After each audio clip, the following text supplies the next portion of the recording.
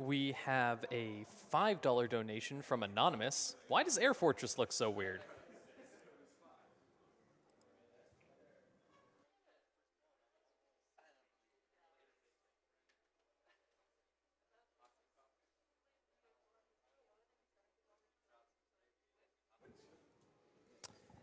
And several incentives for runs later today. Still about $500 for the Aladdin 100% run. Don't want to miss that. And the Donkey Kong Country 1 reverse boss order bonus game is still about halfway at $10,353.41 out of 20,000. There's also the Otacon versus Merrill bidding war, where Save Otacon is in the lead with $1,116 versus Merrill at only $896.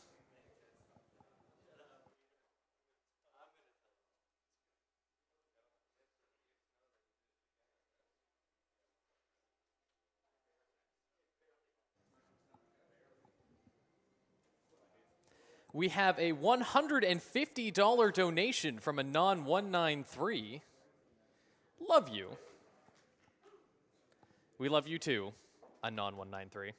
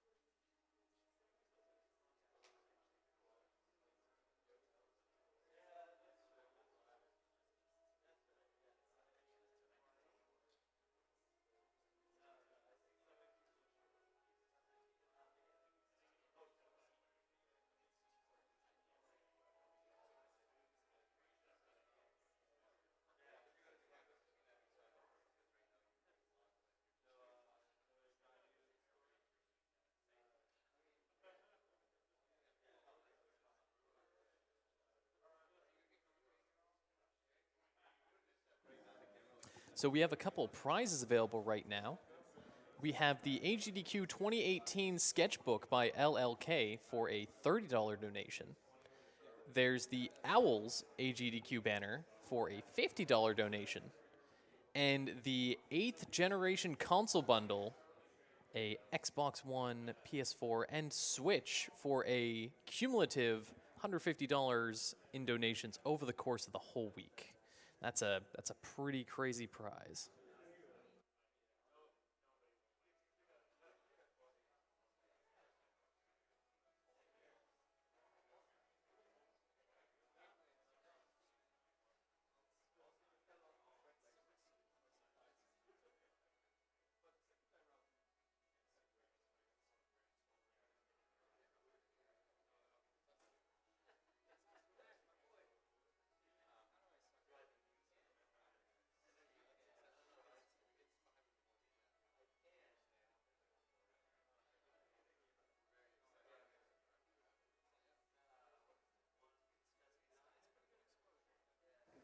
Quick word about the Yeti. The Yeti has been supporting Games Done Quick since 2012. They're an official merch sponsor for Games Done Quick. And get the official HDQ tees and many more at theyeti.com.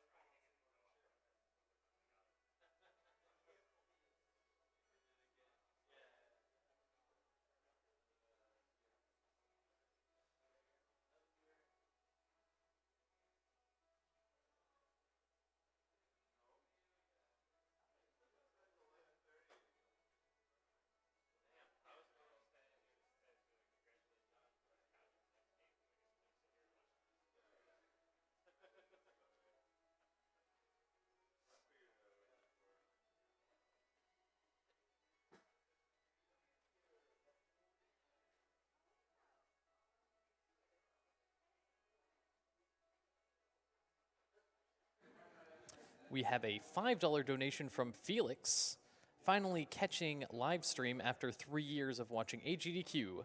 Keep up the good work, everyone. Cheers from Quebec.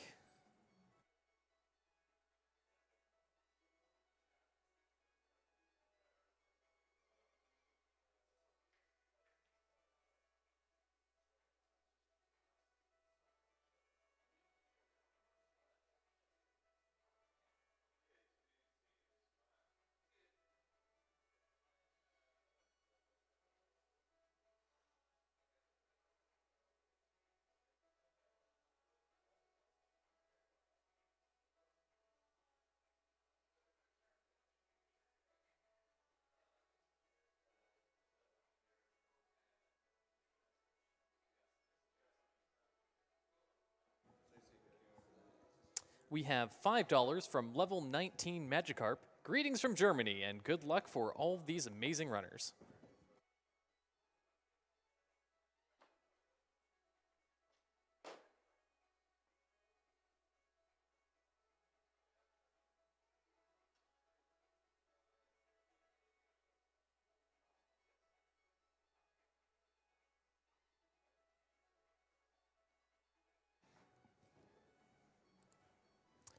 We have a $5 donation from Boro Oro. More money to the DKC reverse boss order run. I gotta see this. And that run, that still has a lot left to go for that donation incentive. Still just barely past halfway.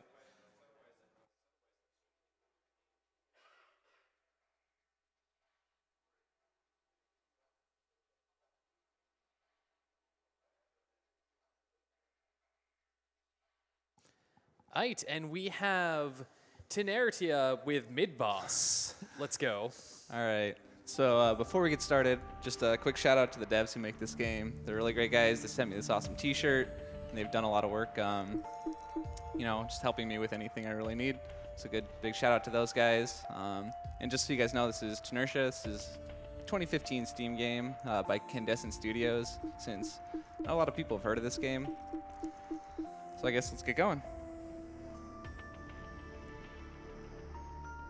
All right, 3, 2, 1, go.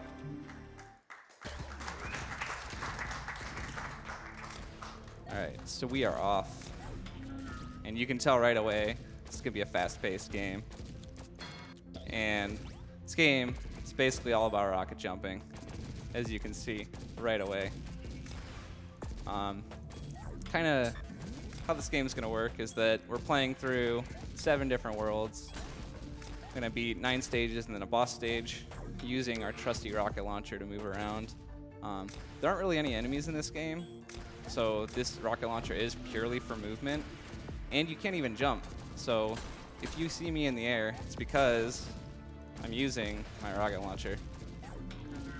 So just a little bit on how the movement works. If you look in the top left corner, we have this little dash gauge. That gives you an 8-directional dash, and basically, other than that, you use your rocket launcher to move around. You can move left or right. You have full air control. And yeah, that's kind of all there is to it. But it may sound a little simple, but there's a lot that goes into the movement for this game. So if you look, kind of the levels, if you look, it kind of looks like they're kind of mixed together. Every time I hit one of these blue portals is the end of a level, but they do kind of, you know, they blend continuously within a world. And now we're moving into the boss stage. So the boss stages are a little different.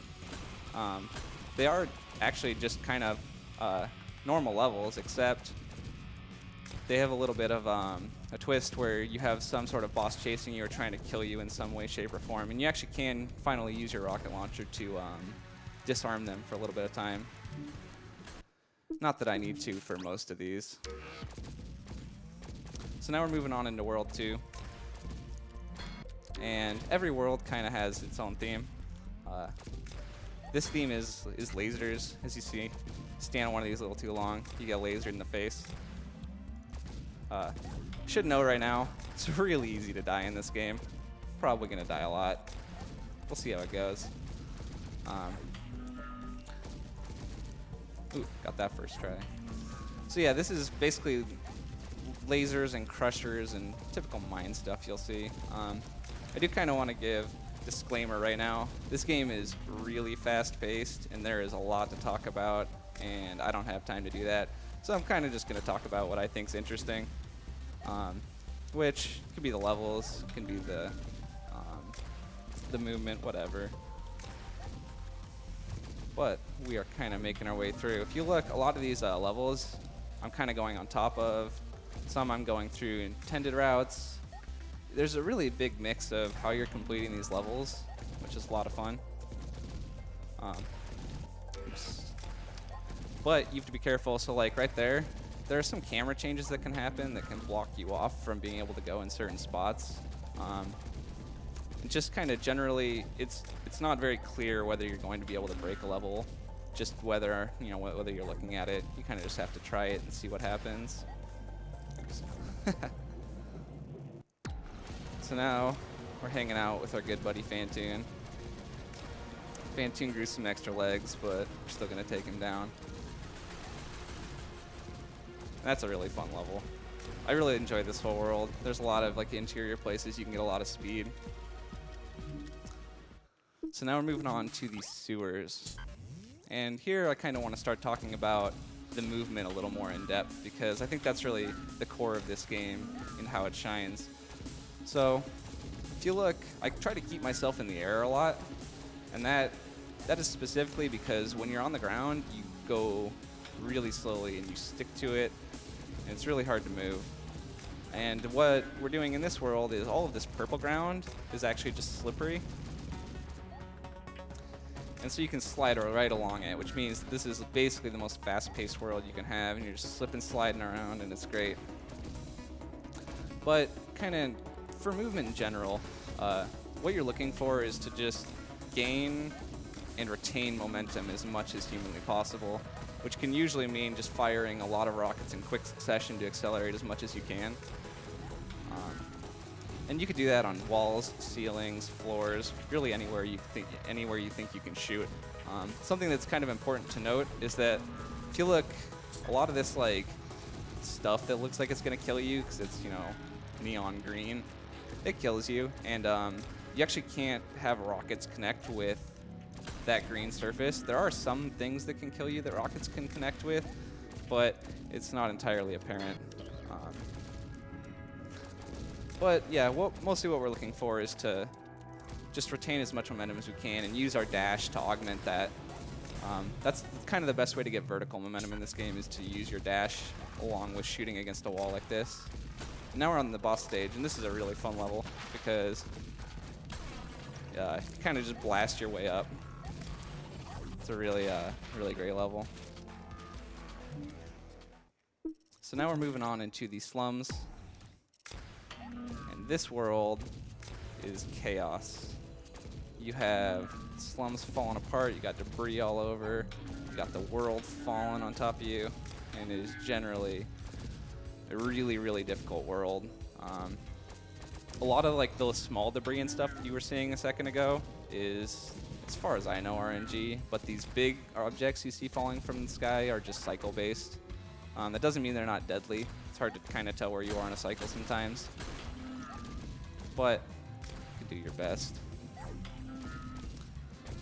So let's see if we can get this skip. All right, nice. It's pretty difficult. There are a bunch of different ways to do a lot of these levels, as you can kind of assume. Like ILs for this game are really optimizable. So there's tons of different ways to go through these levels, which is something that's really interesting about this game. You can kind of tailor your strats to how difficult you want it to be. Oops. Uh-oh. Thankfully, I do have a bunch of backup strats like there, even though I screwed it up. And we got a big skip right here, so it's pretty difficult. All right, through there.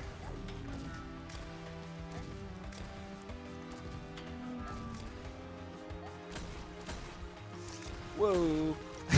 Oops.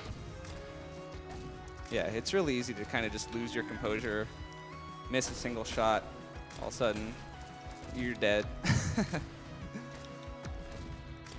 It's really not uncommon for you to just completely forget how to do a really easy section of a level and just lose a minute there. Hopefully that doesn't happen though. Try to hold it together. Alright, cool. So I actually go around the outside of the level, not because it's a lot faster, but because it's easier.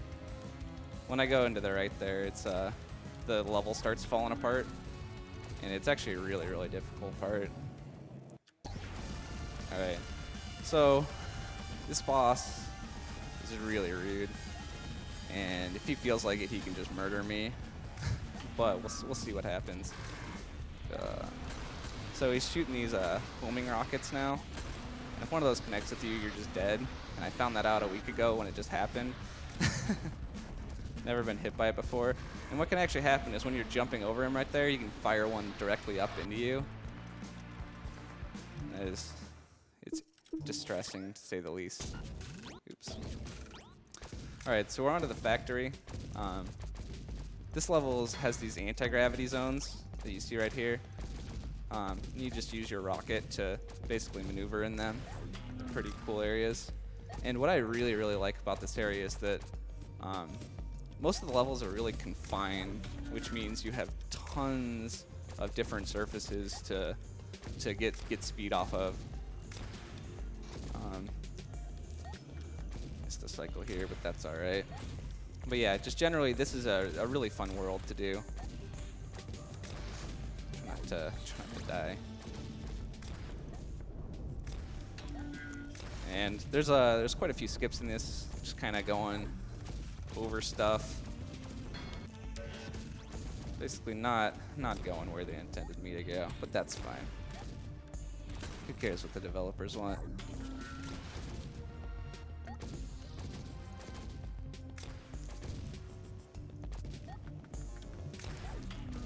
Right.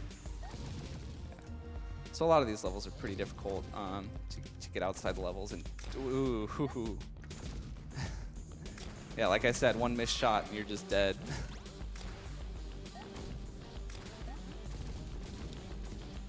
That's a fun level right here.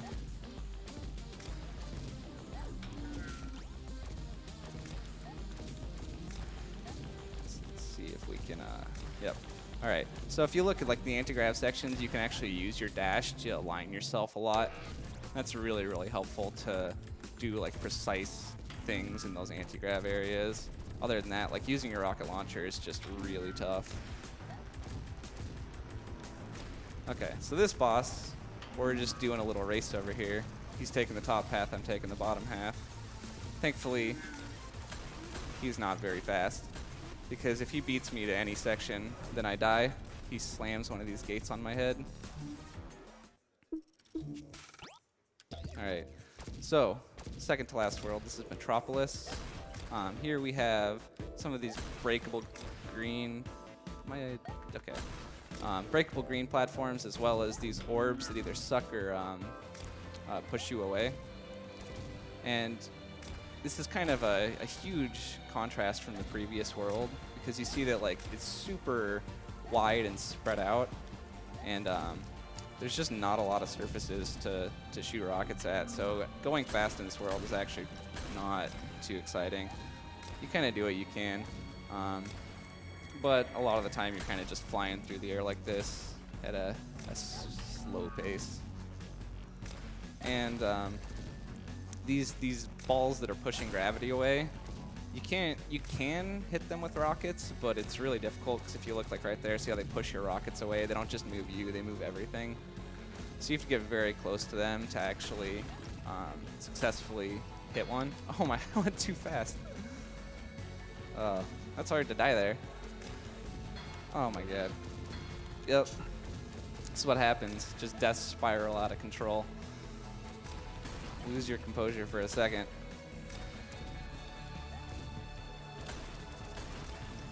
Alright. So this world does have some really cool levels.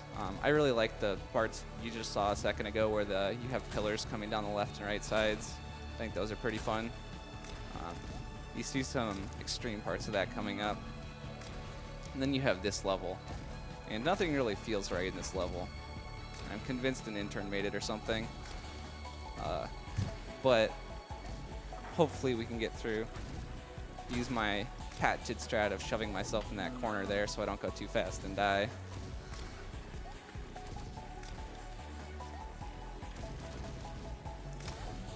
Alright. So this level is really cool. And probably the most difficult level in the game. Not just to do fast, but even casually. But we're out of there. And if you look in the top right corner, that's the that's the best time I've ever gotten in some of these worlds. So while dying a lot loses a lot of time, it's the nice thing about this game is the deaths are quick. You can kind of pull yourself back together.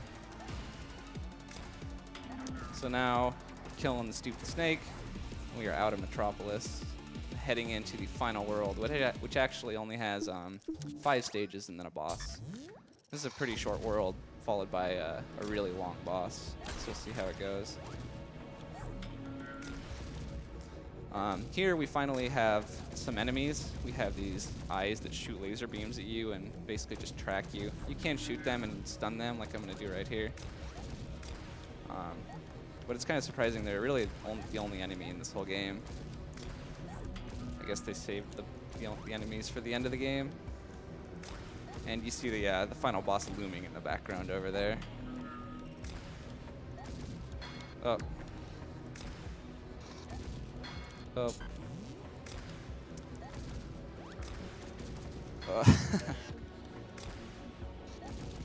Okay, there we go. So let's head on in there. So this is a really long boss. If you die anywhere, you're losing a lot of time. So hopefully we can get through. What we're going to be doing is destroying these pylons on each side, and then heading over to here, jumping on his head, giving him a little boop, and then moving up the floor. And yes, if you screw anything up, you redo this whole thing.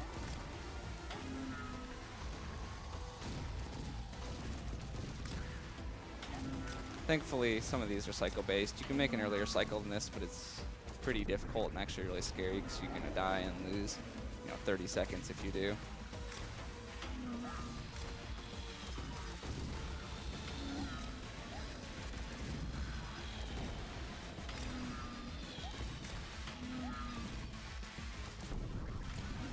Alright, so we're making our final ascent here. And we are going to stop this slow-mo and time.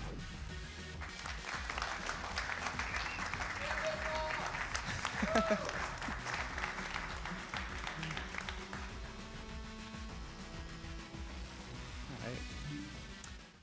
And that's the end of the game. That was nuts.